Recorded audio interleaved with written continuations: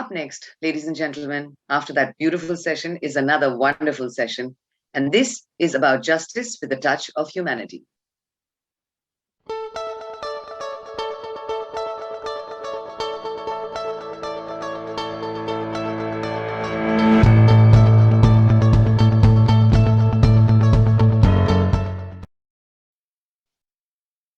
Our guest for this session, Chief Judge Frank Caprio, who graduated from Central High School, where he was an all-in-state wrestler and was inducted into the Rhode Island Wrestling Hall of Fame. After graduation from Suffolk University School of Law in Boston, Judge Caprio began his distinguished legal career in 1965. He has served as a Providence Municipal Court judge since 1985. His court may be most well-known in the world due to the top-rated television show, Caught in the Providence, and his social media following. Judge Caprio is an internet superstar who has amassed over 13 million followers across social media, and his videos have accrued approximately 5 billion views globally. It was announced that Caught in Providence was nominated for an Emmy Award. Due to his unique, compassionate temperament, he is known as the nicest judge in the world. The judge also served as chairman of the Rhode Island Board of Governors for Higher Education, which controls major decisions for the University of Rhode Island College, and Community of Rhode Island. He has been married to Joyce for 55 years and has 5 children, 7 grandchildren, and 2 great-grandchildren. An absolute pleasure for us to invite Chief Judge Frank Caprio.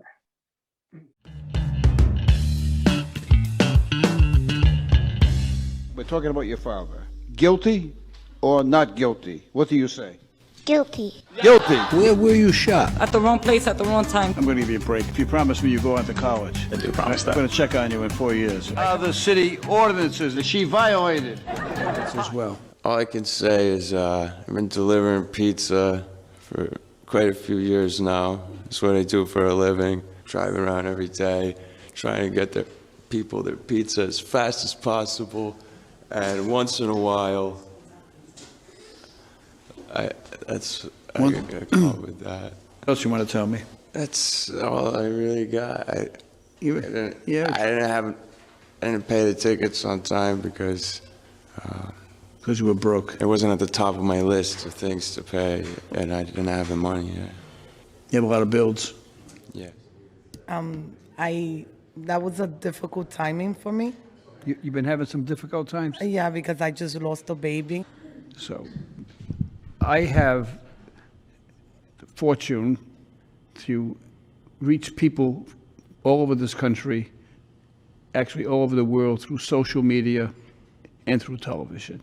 People who are very generous, who have good hearts and understanding, have sent in checks saying, please use these for someone who you think is worthy. 4 years. I come across stories that are unbelievable. Some of them, are tragic, and others are situations where I think maybe we can help people. I'm just really having a tough time, Your Honor. I'm going to dismiss everything.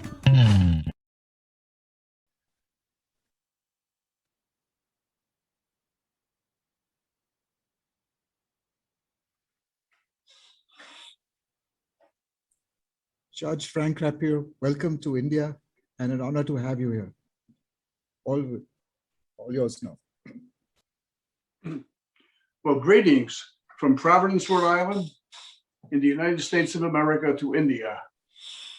Just to give you some perspective of where Providence, Rhode Island is, we are actually located 50 miles from Boston and 160 miles from New York in the United States. Most of you are familiar with those 2 locations. Providence is a small community. We have a population of approximately just a little bit over 100,000 people.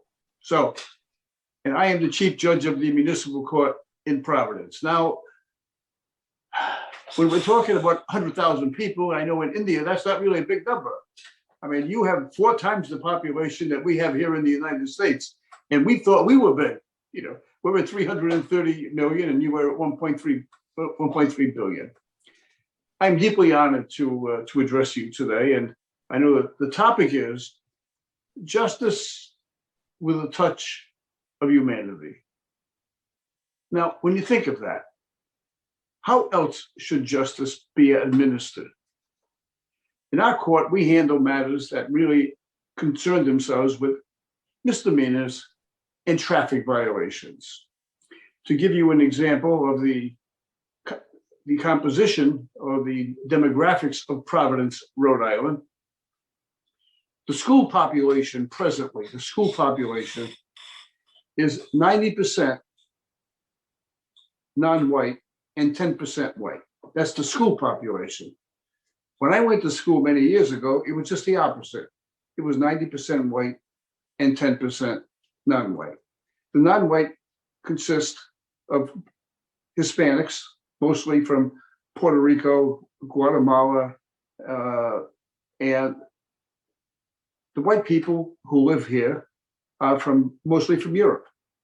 Most of them immigrated during the turn of the last century. Now, why is that important? It's important because when I explain to you my temperament and what I take into consideration during the disposition of cases, I think you will understand. Now, first of all, in order for you to understand my temperament on the court, I have to talk a little bit about my background, because that is the moving light, and that is what gives me the perspective that I have in life. This is not something that I just happen to say one day, oh boy, I'm going to get up today and I'm going to be just great to those people, because yesterday I don't think I was that good. It doesn't work that way. So where did it all start? It all starts in the home, the basic unit of society. No matter where you live in the world, the basic unit of society is the family unit. My mother was one of 9. She was first born of 2 Italian immigrants. My father was one of 10. He was born in Italy and came here as a young man. Of my father's family, all 10 of them and their spouses, my mother's family, all 9 of them and their spouses, not one of them, not one, went beyond the 8th grade in education. So why was it that all of a sudden I decided to become educated?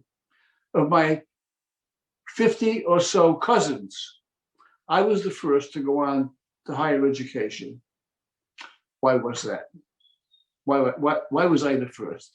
It was because of my family influence, because of my dad. I actually, in spite of everything I just told you, I had a privileged childhood. I was privileged to be born into a poor family. I was privileged to be born with a loving mother and a caring father. I was privileged to have qualities embedded in me by my parents of decency and honesty and service, and explaining to me that life would be an uphill battle, but you never have to give up. I will never forget, I was 10 years old, and we lived in what was referred to back in those days as a cold water flat, which meant that we didn't have hot running water in the house, which really wasn't an issue back then. And it was so cold one day, and it was typical on very cold days, my mom would leave the pot belly stove oven door open, and we'd huddle around the stove, and our parents would talk to us. And it was during one of those sessions that my dad said to me, I was 10 years old, he says, someday you are going to be a lawyer. And remember our circumstances. If I needed a lawyer now, I couldn't afford one. So someday when you are a lawyer, you can't charge poor people. But don't worry about it, he said. You'll make it up with the rich people. Well, to this day, I can tell you without fear of contradiction that neither I nor my law firm ever charged anyone who could not afford it. But those were the influences that I had during my lifetime. I was privileged to have 40 aunts and uncles, all living within a 3-mile radius. I was privileged to have family by my side during good times and bad times. They were the guiding light. Well, during my introduction, I noticed that one of the things I was introduced as was a high school wrestler. Well, that was my pleasurable part of life. The other part of life during that period of time was I had to work. And during high school, not only was I on the wrestling team and football team, but I worked. I worked at a restaurant washing dishes. And then I served. And then when it came time to go to college, we didn't have enough money for me to go to college. So I worked double shifts in a restaurant and was able to go through, to graduate from Providence College after 4 years. After 4 years, I had been accepted to 3 law schools, but I could not afford to go to law school. And I'm going to tell you a very moving story. I had to explain to my mom that I wasn't going to go to law school. But I didn't want her to think, I didn't want her to feel insufficient. And I didn't want my dad to feel insufficient. So I said, I've been working so hard through these years, and I really need a year off. I'm going to take a year off, Mom, and I'm going to teach school. And then at the end of that first year of teaching school, I will then go on to law school. My mother knew the reason I was telling her that. And she says, it's because we don't have the money. I said, oh, no, Mom, that's not the case. It's not the case because we don't have the money. And she says, wait here, son. And she went into her bedroom and I could hear the bureau drawer rustling. And she came out with 3 bank books with an elastic around them. And she said, take these and go to school. She says, Dad never made much money. But I never, not 1 week went by, not 1 week, that I didn't go to the bank and save some money. And I looked at those bank books, and in them were deposits over 20 years. And the deposits ranged from 50 cents to $4. Every week, my mom trudged up to a bank saving pennies, never went out and bought herself new clothes, never went to a hairdresser, never ate in a restaurant. My father, when he came from Italy, was a fruit peddler. He peddled fruit. And during the Great Depression, I was born and my brother was born.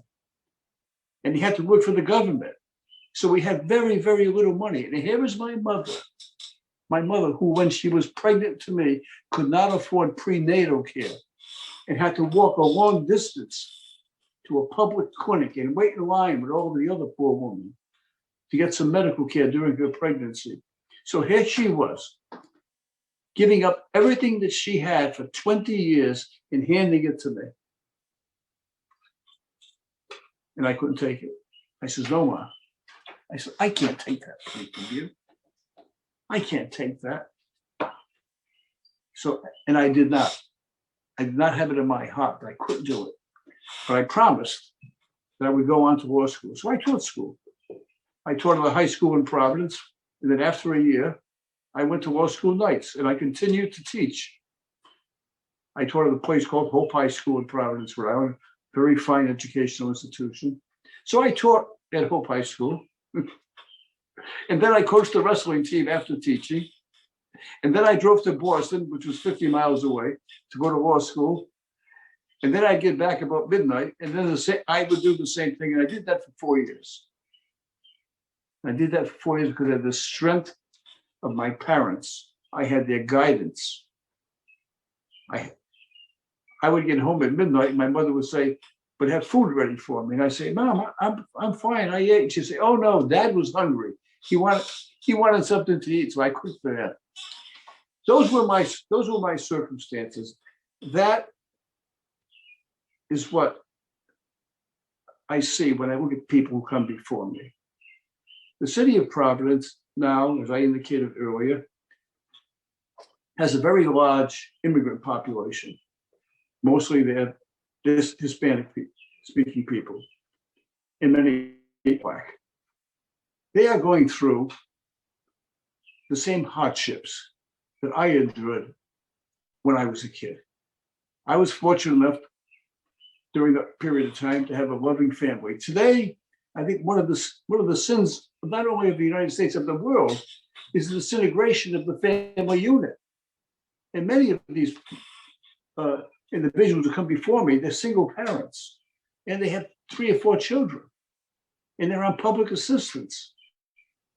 And so when I look at them, do I look at them from the eyes of a prosecutor? Is my role on the bench to say, the sovereign is right, justice must be served? Well, I tell people many times, if you think you can do that, then I want you to sit up on the bench with me. When you have a woman come in who has 3 children and she doesn't have any money. And I know that if I impose the full fine, and if she pays that fine, that she will not be able to feed her children that night. And maybe she won't be able to pay her electric bill, or maybe she won't be able to pay her rent and she'll be evicted. And so I have to balance reality with justice. When I look at them, I don't look at them from the eyes of a prosecutor. Under my robe, I don't wear a badge. I wear a heart. I wear a heart. And when I look at these individuals who come before me, I don't look at them through the eyes of a prosecutor. And I don't look at them through the eyes of someone who is trying to gain revenue for the city or state, because I don't believe we have a revenue enhancement agency. We're an agency to do justice, and justice takes many forms. So I look at them through the eyes of the poor. I look at them through the eyes of God. I look at them through the eyes of my parents, who have such empathy. And I look at them, and it's not a touch of humanity. It's a little bit more than that. It's understanding. It's compassion. It's listening to them. It's trying to help them out. All I'm doing on the bench is what I was taught to do from my parents. All I'm doing is I am emulating what happened in my neighborhood, in our family, when we all got together during the holidays. I'm emulating the closeness of our unit every Sunday at family dinner, and just trying to pass that on to others in life. You know, it's very easy to feel full of yourself and not take others into consideration when you have a full bank account and you've got a full belly and your stomach is full. But that's not what we're here for. That is absolutely not what we are here for. Now, as a result of this, many times we have people who will send in donations to the court. Now, how did all that come about? Let me explain to you how the court began. I have a younger brother, his name is Joe. He's 12 years younger than I am, and he was working as a traffic engineer for the city of Providence. And he came to me one day and said, I want to be a videographer. The last thing in the world I thought my brother would want to do would be a videographer, in addition to being a traffic engineer. And so we assisted him, and he began videoing civic events, sporting events, weddings, and things of that nature. He never charged anyone. He just did it because he wanted to be a videographer. And then a magic thing happened. In the state of Rhode Island, they formed this TV channel called Public Access, which meant that you can now have a program on a local TV station, and it was public access, and it filmed just in Rhode Island and portions of Massachusetts. My brother was fortunate enough to get 2 hours on public access, and he was delighted, except that he came to my house one day saying, Frank, I can't film enough events to fill 2 hours a day. I was so happy to get all this time, but now I have to produce. And my wife suggested that he film my court program. And I said, oh, no, I don't want him in the courtroom. And of course, my wife won that argument and he started filming the court program. And a funny thing happened. The court program would be televised just locally in Rhode Island and parts of Massachusetts and parts of Connecticut. And at the end of the program, he would have a segment where you could call in, and it was all on recorder, and leave a message, whether you liked the program or you didn't like the program. And it just picked up such momentum that we began to get more views and more views. And we did that for 25 years. We were on public access for 25 years. And everyone in Rhode Island knew Court in Providence. And it's not C-O-U-R-T, it's Court, C-A-U-G-H-T. I got Court in Providence. And that's as a result of social media. Even though we were on local access TV, we weren't going anywhere. We always had aspirations that maybe we'd go to a higher level. And then the magic thing happened, and it was called social media. And all of a sudden, Court in Providence caught the attention of the national syndicators in New York and Los Angeles. We began receiving calls saying they were interested in nationally syndicating Court in Providence. And as a result, we were very fortunate. A gentleman by the name of Brad Johnson, who represented Debmont Mercury, which is with their big national syndicators. And as a result of that, we ended up on national television, and we were nationally televised to every major market in the United States for 2 years. And more recently, on social media. Now, on social media, it's incredible. We now have over 5 billion views, which means 5 billion times the program has been viewed by different people. What's the most common comment we get? The most common comment that we get on social media is, please continue being compassionate, please continue being understanding, please continue helping poor people. It's worldwide. We get several messages from India, some wonderful comments. Some people actually think, well, tell me that they hope that I were a judge in India. So if you're ever looking for a judge, I'm not available. But anyway, I'm not moving here. So what happened during one court session one day was a woman came up who I gave a very minimal fine to. She had a large fine. I reduced it substantially. And after she left, the gentleman who followed her came up and says, Judge, I'd like to pay the fine for the woman who just left. And this was nationally televised. And he paid that fine. As a result of that, people from all over the world began sending in monies to help those people who were disadvantaged. And we have placed those in an account called the Philomena Fund. Philomena was my mom's. We named the fund after her. And we use those funds to help pay the fines for people who come before us who cannot afford it. And that, my dear friends, is most of them. And so we're very liberal in determining that. So why do I do it? As I mentioned before, I am not there to persecute people. I am there to listen to them. Many times someone will come before me and I'll listen to them, and at the end of it, I'll find them and they say thank you. You know why?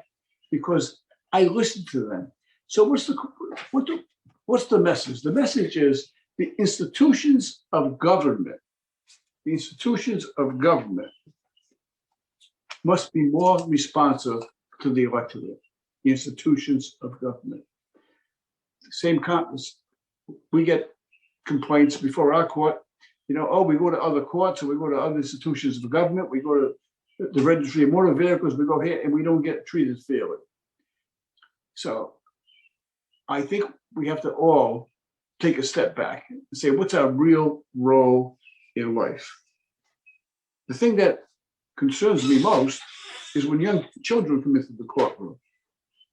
I want you to imagine a mother coming into a courtroom with a child, say the child's 10 years old, and she has some minor infractions, and maybe she went through a red light, or maybe she was speeding in a school zone, or something similar to that.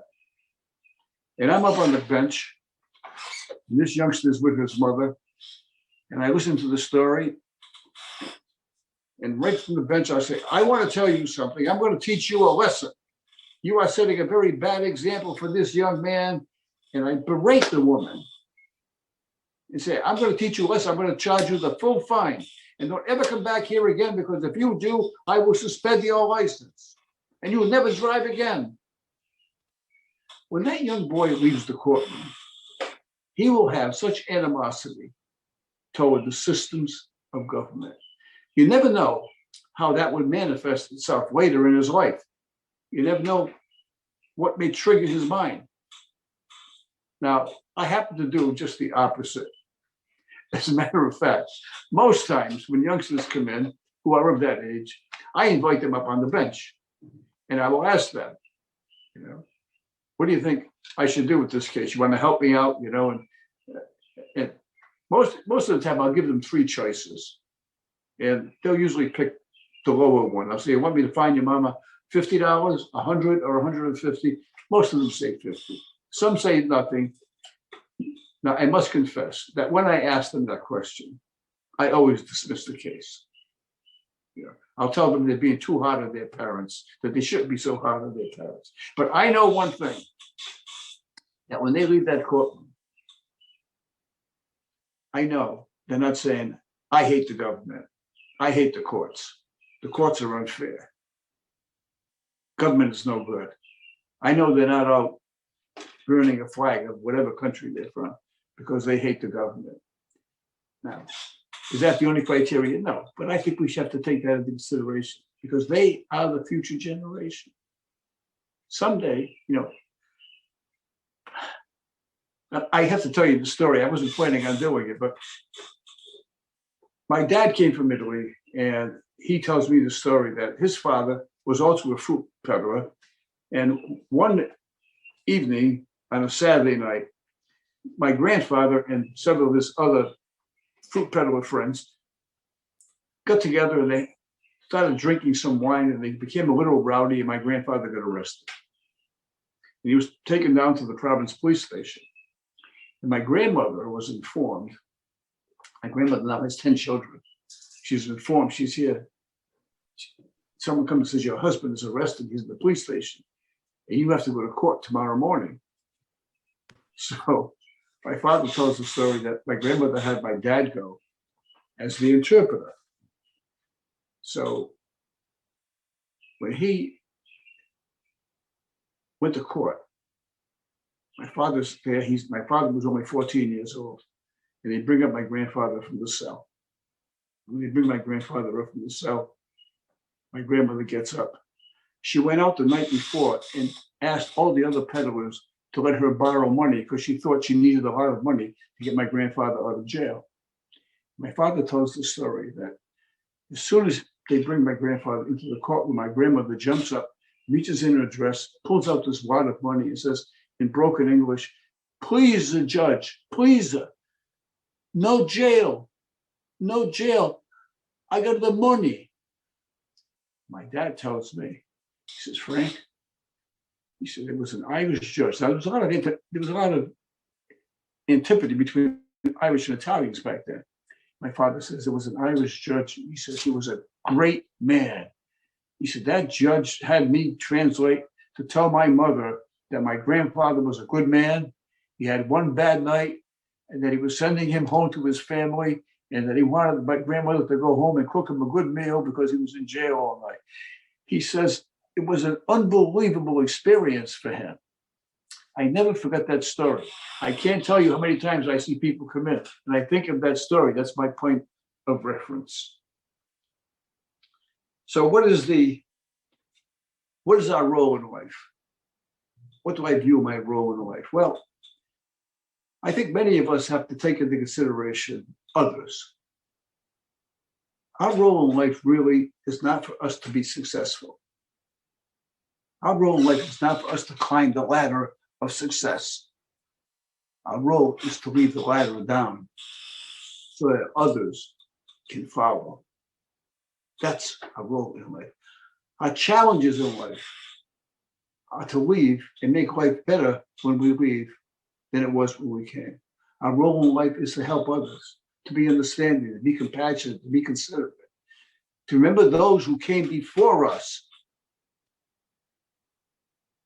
those that sacrificed so much and took so little, those that set the path for us. They were the trailblazers. I don't care if it's 3 or 4 generations ago. In my case, it was 1 generation. It was my parents who sacrificed so hard for me and my 2 brothers so that we could be successful in life. But all of you have someone in your family, either your parents or your grandparents or someone who was the trailblazer. And we must remember them. We must remember them, and we must honor them by honoring their commitment. We just can't sit back on our laurels. Those are our challenges in life. Our challenges are to make life better for others. I think many times we should just sit back and think of the underprivileged, think of the poor, think of the helpless, think of the disadvantaged, and lend them a hand. These are our challenges in life. And someday we are all going to be judged on whether or not we met these challenges. And when we are judged, we're going to be judged not by how much we earn, but by how much we care. We're going to be judged not by how much we have taken, but by how much we have given. We are going to be judged not by the dreams that we made come true for ourselves, but by the dreams we made come true for others. And we're going to be judged by the hope that we inspire in the hopeless, and the difference that we make in the lives that we touch. So, my dear friends, I can't tell you how honored and privileged I feel at this opportunity to address you. I was really moved when I was informed of the invitation. And actually, you got me up early this morning. You know, it was 8 o'clock in the morning here, which meant I had to get up a couple of hours earlier. But it was well worth it to have this opportunity to address you. And I was inspired by some of the earlier speeches that I had an opportunity to listen to. I've never had an opportunity to be to India. Maybe someday that'll be on my itinerary as well. Nevertheless, there's no question in the world that you come from a great country. And I am very fortunate to live in a great country as well, the United States of America. To think that my dad came here with $7 in his pocket as a young man and actually lived to see me raise my hand to be installed as a judge. Just a little background, leaving the ladder down. You know, I'm very fortunate. I have 5 children. My oldest son is an attorney, graduated from Harvard University. My second son, who's about 3 feet from me right now, my son David, is also an attorney, graduated from Boston College. My other 3 children, 2 of my children are in business, and my daughter is a mother of 3 children. So I'm very fortunate. So I have 5 children, 7 grandchildren, 2 great-grandchildren. I try to leave the ladder down. I try to leave it down so that others can follow. I try to follow the example set by my parents and by my grandparents. They did give so much and take so little. Again, thank you for this opportunity. If you have any questions, I'd be happy to entertain them. Thank you so much, Judge Frank Caprio. From a $7 story to a story of 5 billion viewers, from understanding pain and empathy, and actually delivering judgments which might really change the so-called victim behind the crime. Truly honored to have you here. We heard you speak. We heard a Rotarian kind of a person speak, and we are enamored with what you shared. Thank you honestly for being here. Kamalji. Thank you. Thank you, Judge. It is, it is something, it's a mix of law with compassion. I think this is a rare combination which you emote. And I think this is the way things should be taken forward. Law is not there to punish. Law is there to guide. Law is there to mend people. Law is there to be guiding people for a better life. And I think you are the epitome of this thought process. Thank you always. And God bless you, sir, for what you do. Millions and millions of people are inspired by you, and hundreds have benefited with your judgment. Thank you so much, sir. Thank you. Sir, the person who is responsible to have you here with us is Paritosh Rungta, who's the fourth person on the screen. Trust me, he told me about you about 2 years ago that he could try and get you. He's made my dream possible today. Paritosh, over to you. Respected sir, as discussed, we would like to induct you in Rotary as honorary member. We are very proud to have you our honorary member of Rotary Club of Mumbai Royals. Our club will sponsor a child heart surgery in your name in India in June 2021. Thank you once again to be with us today, sir. Can I have a PPT, please? With my honor. Thank you.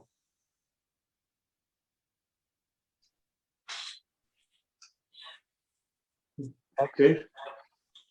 David? Yeah, hold on. That badge signifies you've been conferred the Rotary membership, honorary Rotary membership. Welcome to this fraternity of Rotary, 1.2 million in the world. Truly an honor to have you here, sir. Sunil, can I add something to that? Yes, sir. Kamal up. Kamalji up. I will honor him with a Paul Harris Fellow, and we will have the details, sir. So Paul Harris Fellow is an honor given to someone who is an epitome of service in Rotary, sir. And we'll have the privilege, sir. Please give us the privilege of honoring you with the title of a Paul Harris Fellow. Paul Harris was the founder of Rotary, sir, and in his memory, we have a fellowship, which would be an honor for us if you kindly accept this invitation to become a Paul Harris, sir. So, Sunil, if we can get all the details, we will process the Paul Harris. We will do that. We will do that. Judge, I have just one question, and I'm trying to control that question. With such humane judgments, how does the law in US allow it? That's a good question. I get asked that question all the time. And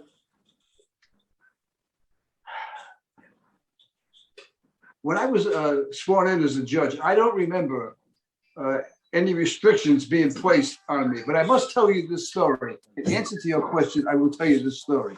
That a few years back, the finance director came to see me in my chambers and asked me why I wasn't bringing more revenue into the city. And that he was upset that the revenue from the court had been substantially down from the previous year. And so I reminded him that we have what we call a separation of powers, and that he's part of the executive branch and I'm part of the judicial branch, and that I'll run the court and he'll run the executive branch. Well, 2 days later, a reporter from the major newspaper came to see me. And the reporter came in and said, I'm just doing a story on finances. And immediately I knew why he was there. So I said, oh, you've been talking to the finance director. And the reporter became flushed. He couldn't believe that I figured that out. And he says, well, I have talked to him, and there's a question about the finances of the city. And my answer was, I thought that I was nominated as a judge, not as a revenue enhancement officer. Because it's an interesting question. What is the role of the judiciary? Is it to raise funds? No. Now, I know some people disagree with me. They say, well, the city has the obligations. Well, there are other avenues to raise money. I mean, conversely, if I find someone an exorbitant amount, they may go out and steal. Now we have to put them in jail and support them. And it costs $50,000 a year to support someone in jail. You know. But anyway, I don't consider myself as a revenue enhancement officer. I do what I think is right. I do what I think is right. Sometimes I'll plead guilty. Sometimes I may be a little too lenient, but I sleep pretty well at night.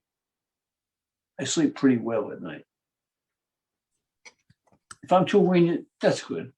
If I'm oppressive, and if I cause someone an undue hardship and affect the life of a small child in an adverse way, or cause someone harm, that's not my role.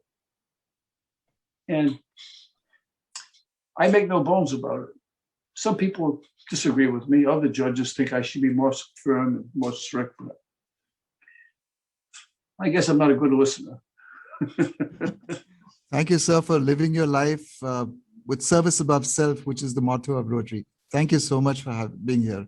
I mean, it's My truly an pleasure. honor and privilege. Thank you so much, It's sir. my Thank you pleasure. so much. Thank you all. Thank you. Thank you so Thank much. you. Thank you so much.